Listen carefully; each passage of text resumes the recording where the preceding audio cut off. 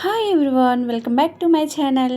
ఈరోజు నేను ఇంట్లో సాఫ్ట్ మైసూర్ పాక్ అనేది ప్రిపేర్ చేశాను. ఫస్ట్ ఒక బౌల్లో 1 కప్పు శనగపిండి, 1 కప్పు నూనె, 1/2 కప్పు వరకు నెయ్యి వేసుకుని ఎక్కడ ఉండలనేవి లేకుండా ఇలా కంటిన్యూగా కలుపుతూ ఉండాలన్నమాట.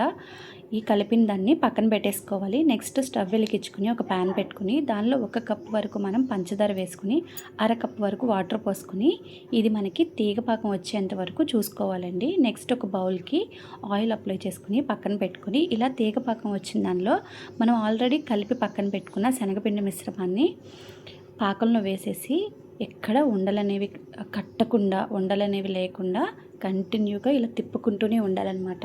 స్టవ్ అనేది సిమ్లోనే ఉండాలి, హైలో పెడితే మాడిపోతుంది. ఇది వచ్చేసి సాఫ్ట్ మైసూర్ పాకం అండి, గొల్ల మైసూర్ పాకం కాదు. అది వేరే ప్రాసెస్, ఇది వేరే ప్రాసెస్ అనమాట.